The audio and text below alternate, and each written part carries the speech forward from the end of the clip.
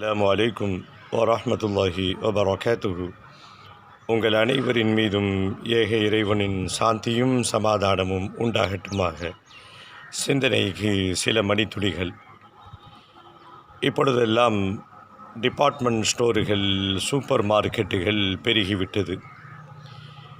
முதல்ல எந்த கடைக்கு போனாலும் நாம் பொருளை கேட்போம், பொருளை எடுத்து கொடுப்பார்கள், பணத்தை கொடுத்துட்டு வாங்கிட்டு வருவோம்.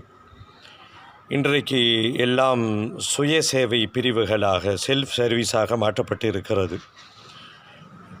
நமக்கு என்ன தேவையோ நாம்ளே எடுத்துக்கணும், நாம்ளே அந்த பொருளை கொண்டு போய் கவுண்டரில் வரிசையில் நின்று பில் பணம் கட்டிட்டு வரணும். எல்லா கடைகளும் கிட்டத்தட்ட சுய சேவை பிரிவுகளாக மாறி இருக்கிறது. செல்ஃப் சர்வீஸ் என்றெல்லாம் பெருமையோடு பேசுகிறோம். இப்போது நம்முடைய வாழ்க்கையிலும் ஒரு சுய சேவை பிரிவு ஒன்று தேவைப்படுகிறது. எந்த பிரச்சனை ஏற்பட்டாலும், குறிப்பாக குடும்ப வாழ்க்கையில் கணவன் மனைவிகளுக்குள்ளுக்கு ஏற்படக்கூடிய அந்த பிரச்சனைகளுக்கு முடிந்த வரைக்கும் அடுத்த மனிதர்களை நாடாதீர்கள். எப்படி கடையிலே சுய சேவை பிரிவோ அதே போல் நீங்களாகவே சமாதானமாகி கொள்ளுங்கள். நண்பர் ஒருத்தர் மனைவி கிட்ட சின்ன பிரச்சனை, போய் தெரிஞ்சவங்கக்கிட்ட, நம்பகமான உறவுகள்கிட்ட சொல்லியிருக்கிறாங்க.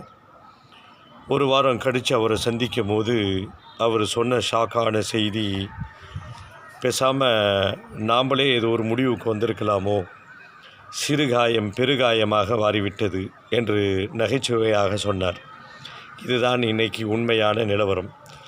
எந்த பிரச்சனையாக இருந்தாலும் முடிந்த வரைக்கும் நமக்கு நாமே சுய சேவை பிரிவுகளாக இருப்பதைப் போல, குடும்பமாக இல்லற வாழ்க்கையில் ஏற்படக்கூடிய பிரச்சனைகளுக்கு நமக்கு நாம் தான் தீர்வு என்ற முடிவுக்கு வந்துவிட்டால் சிறுகாயம் பெருங்காயமாக மாறாது என்பதை புரிந்து கொள்வோம்.